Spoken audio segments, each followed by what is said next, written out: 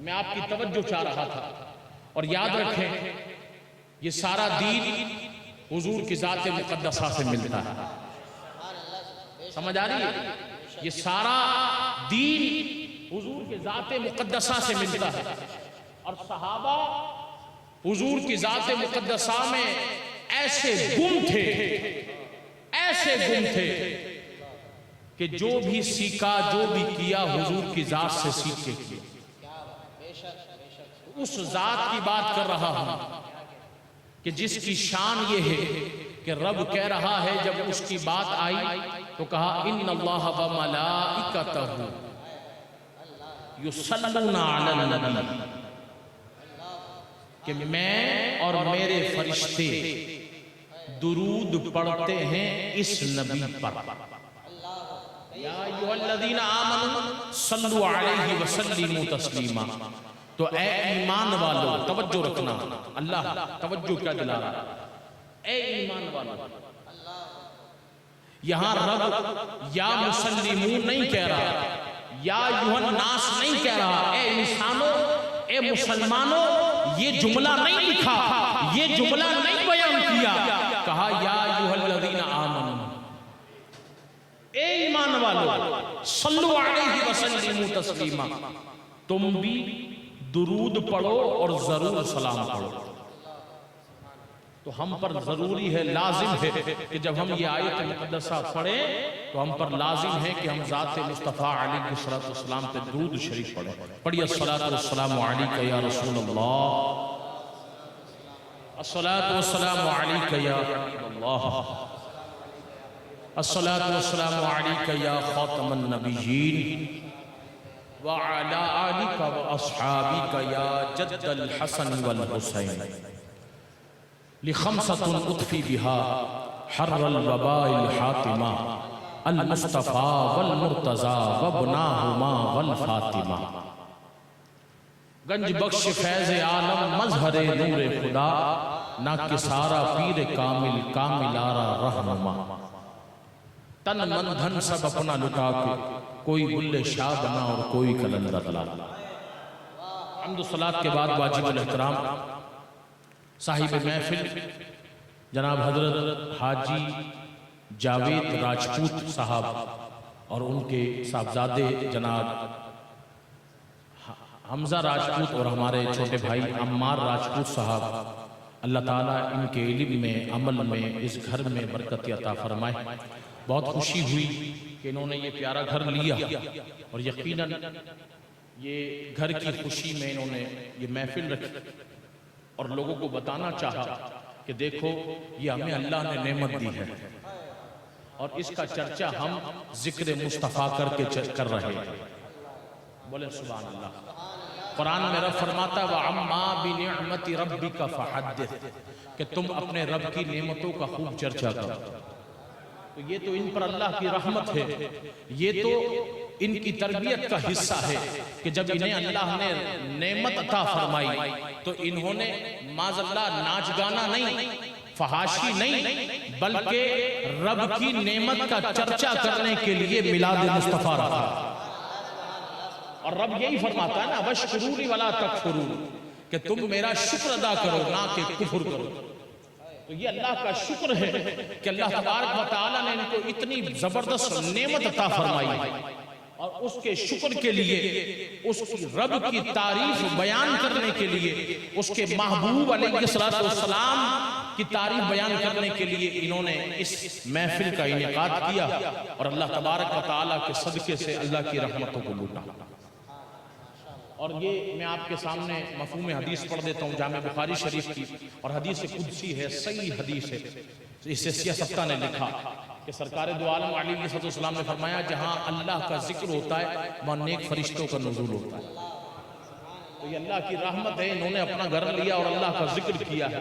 تو یہاں پر اللہ کا ذکر ہوا، قرآن کی تلاوت ہوئی، نعت شریف ہوئی اور اللہ کے پیارے محبوب کا ذکر ہوا، محبوب کے پیارے غلاموں کا ذکر ہوا، پیاروں کا ذکر ہوا، یاروں کا ذکر ہوا. تو قربان جائیے امام غزالی فرماتے ہیں جہاں نیکوں کا ذکر ہو وہاں پر بھی رحمت ہوتی ہے، یہاں تو نیکوں کے سردار کا ذکر ہو. تو یہ اللہ کا کرم ہے. تو میں آپ کے سامنے چند منٹ لوں گا اپنی حاضری پیش کرنے کے لیے، اور جو لیٹسٹ جو اس وقت موضوع چل رہے ہیں اس پر بھی بات کروں گا، مگر جو آیت میں نے آپ کے سامنے پڑھی اس کی میں آپ کے سامنے تفسیر اور اس کا مقصد کیا تھا بیان کرنے کا میں اسے پیش کر کے اپنی جگہ لوں گا، کیونکہ میرے بعد ماشاءاللہ ہمارے شہر حیدرآباد کا وہ نامور ستارہ کہ جو اس وقت پوری دنیا میں حیدرآباد کا نام روشن کر رہا ہے، بحمداللہ میری مراد جناب ثقلین رشید صاحب سے ہے، اور ماشاءاللہ بڑی خوشی ہوتی ہے، یہ ہمارا چھوٹا بھائی ہے اور پوری دنیا میں جا کے حضور کی مدحت کو بیان کرتا ہے، ہمارا سینہ چوڑا ہو جاتا ہے، ہم پراؤڈ محسوس کرتے ہیں کہ یار یہ ہمارا بھائی ہے اور ہمارے حیدرآباد کا ہے، اللہ تعالیٰ ان کو اور مزید برکت عطا فرمائے۔ میں نے آپ کے سامنے قرآن پڑھا، فَاذْكُرُونِي أَذْكُرْكُمْ وَاشْكُرُوا لِي وَلَا تَكْفُرُونِ، فَاذْكُرُونِي أَذْكُرْكُمْ، تم میرا ذکر کرو، اللہ فرماتا ہے میں تمہارا چرچا کروں گا۔ اب یہ نہیں فرمایا کہ فلاں کرے فلاں نہ کرے، وہ کرے یہ نہ کرے، نہ تم کرو جو دل چاہے کرے، فَاذْكُرُونِي أَذْكُرْكُمْ وَاشْكُرُوا لِي وَلَا تَكْفُرُونِ، تم میرا ذکر کرو میں تمہارا چرچا کروں۔ اب میں نے یہ پڑھا ہے قرآن، اور میں اس گھر میں یقیناً اللہ کی رحمت تو ہو رہی ہے، مگر میں درس قرآن یہ اس آیت کا درس دے کر اور برکتیں لینا چاہتا ہوں تاکہ ان کو بھی اس کی برکت ملے۔ ذکر کہتے کس ہیں؟ اللہ کے ذکر کس طرح کیا جاتا ہے؟ میں نے آپ کے سامنے ایک آخر میں شعر پڑھا، ویسے تو ساری ہی ہستیوں کا ذکر کیا، لِخَمْسَةٌ اُطْفِي بِهَا حَرَّ الْوَبَاءِ الْحَاتِمَةِ، ہم نے تو اپنی ساری وباؤں کو آگ میں ڈال دیا ہے یہ نام لے کر، المصطفیٰ والمرتضیٰ وابناہما، یعنی دونوں شہزادگان، والفاطمہ۔ پھر اس کے بعد بزرگوں کا ذکر کیا، اور پھر میں نے کہا تن من دھن سب اپنا لٹا کے کوئی بلے شاہ بنا اور کوئی کلندر لالا، تو یہ بنے کیسے؟ مفسرین فرماتے ہیں اللہ فرما رہا نا تم میرا ذکر کرو میں تمہارا چرچا کروں گا، وہ تو دنیا سے رخصت ہو گئے، چرچا آج بھی ہو رہا ہے، تو انہوں نے ذکر کیا کیسے ہے؟ ہم سب باشعور مسلمان لوگ بیٹھے ذکر ہم بھی کرتے ہیں، مگر ہم پر یہ لازم ہے کہ ہم اتنا دین تو سیکھیں کہ ذکر کرنے کے آداب ہمیں پتہ ہو۔ مفسرین فرماتے ہیں فَاذْكُرُونِي أَذْكُرْكُمْ، اللہ کا ذکر کرو۔ فرماتے ہیں ذکر تین قسم کے ہیں، بڑی توجہ رکھنا مزہ آئے گا۔ ذکر کتنے قسم کے؟ فرمایا ایک زبانی، ایک قلبی اور ایک جسمانی۔ ایک زبانی جو ہم کر رہے ہیں، زبان سے اللہ کا ذکر کر رہے ہیں، اس کے محبوب کا ذکر کر رہے ہیں، اس کے پیاروں کا ذکر کر رہے ہیں۔ مفسرین فرماتے ہیں ایک قلبی ذکر ہے۔ اب کمال لکھتے ہیں امام روح البیان قرآن کی تفسیر میں، اور اسے ہی مفتی میرے استاذ العلماء حضرت علامہ شیخ الحدیث مفتی قاسم دامت برکاتہم عالیہ نے اسے تفسیر میں لکھا۔ فرماتے ہیں وہ جو دوسرا ذکر ہے وہ قلبی ذکر ہے۔ اس سے مراد کیا ہے؟ فرماتے ہیں وہ ذکر یہ ہے کہ زبان سے اللہ کا ذکر کرنا اور قلب کے اندر بری بات داخل نہ ہونے دینا، یہ بھی اللہ کا ذکر ہے کہ اپنے دل میں کسی برائی کو داخل ہو۔ اب برائی سے مراد کیا ہے؟ برائی سے مراد کیا ہے؟ جو اللہ نے تم پر حرام کر دیا اسے نہ کرنے، اس بات کو نہ کرنے کو بھی اپنے دل میں داخل نہ ہونے دینا، یعنی بس اس کو نہیں کرنا، اس بات کو اپنے دل میں رکھنا، برائی سے اپنے دل کو روکنا ہے۔ اور قربان جائیے مفسرین یہاں یہ بھی فرماتے ہیں برائی تو برائی، برے لوگوں سے بھی دل کو روکنا ہے۔ سمجھ آ رہی ہے؟ اب برے لوگوں سے مراد کیا ہے؟ برے لوگوں سے مراد یہ ہے کہ جو تمہاری دنیا کو بھی اجاڑ دے اور آخرت کو بھی اجاڑ دے۔ یہاں میں آپ کو سمجھانے کے لیے قرآن کی ایک اور آیت پڑھ دیتا ہوں۔ رب فرماتا ہے اخلاء یومئذ بعضهم لبعض عدو الا المتقین. اللہ اکبر. قربان جائیے جب یہ آیت حضرت عبداللہ بن عباس نے پڑھی تو سمجھ نہیں آئی، لے کر قرآن پہنچے مولا کائنات مولا مشکل کشا کی بارگاہ، حضرت علی کی بارگاہ میں آئے اور کہا اے علی اس سے مراد کیا ہے؟ رب فرما رہا ہے الاخلاء یومئذ بعضهم لبعض عدو الا المتقین. علی نے کہا اس سے مراد یہ ہے کہ رب فرما رہا ہے اے لوگو تمہاری یہ دنیا کی دوستیاں قیامت میں دشمنی میں بدل جائیں گی. فرمایا الا المتقین، سوائے متقین کی دوستی کے علاوہ. حضرت علی فرماتے ہیں ایسی مراد.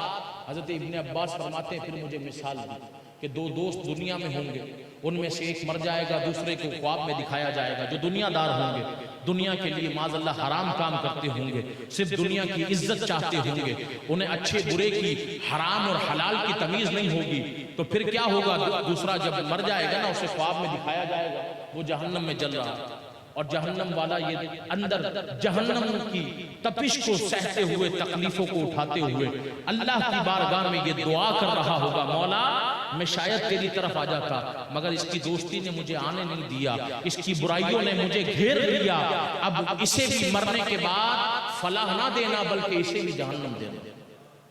ابن عباس فرماتے ہیں پھر دوسری مثال دی، دو دوست ایسے بھی ہوں گے جو متقی ہوں گے، جو تقوی والے ہوں گے، جن کا کردار، جن کا نظریہ ستھرا ہوگا، تو وہ ایک دوسرے سے عزت کی، محبت کی اور اللہ کے دین کی بات کریں گے. تو ایک مر جائے گا، دوسرے کو خواب میں دکھایا جائے گا جنت کے مزے لے رہا ہے اور جنت میں دعا کر رہا ہے مولا میں شاید تیری بات کو نہ مانتا، تیری طرف نہ آتا، شاید میں برائی کی طرف چلے جاتا، مگر اس متقی دوست کی صحبت نے مجھے برائی کی طرف جانے نہ دیا.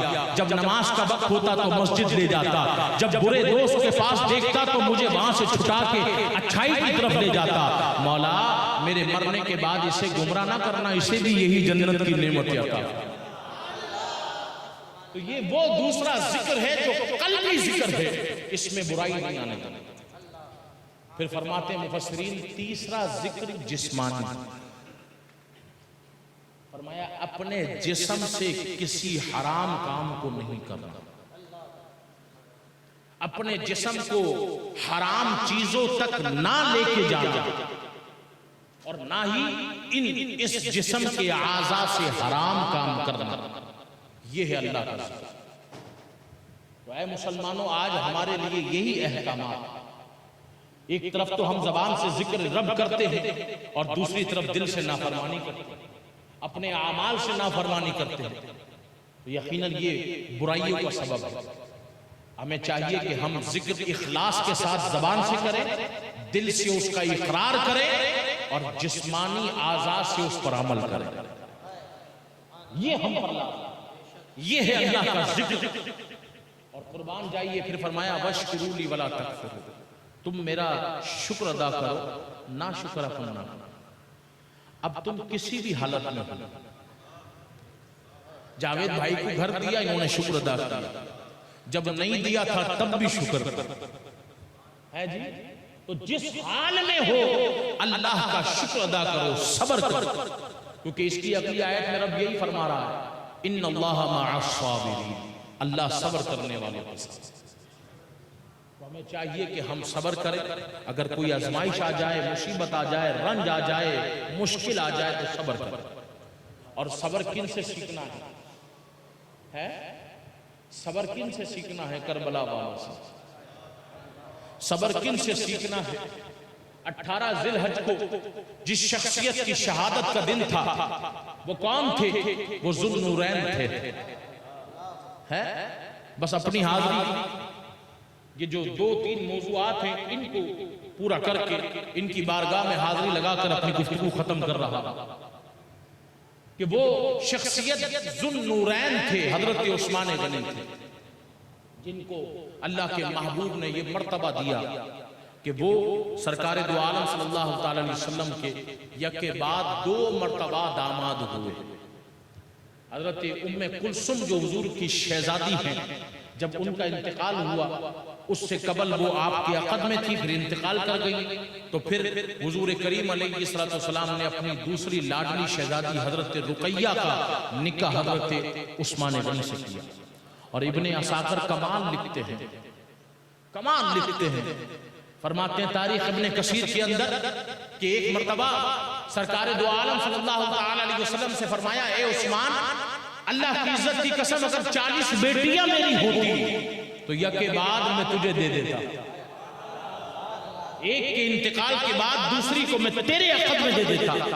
کیا نوازا تھا وہ عثمان کہ جس کی شان یہ ہے کہ سرکار دو عالم صلی اللہ علیہ وسلم نے فرمایا، اے لوگو، دنیا میں میرا دوست، میرا ولی عثمان ہے، اور آخرت میں بھی میرا ولی، میرا دوست عثمان ہے۔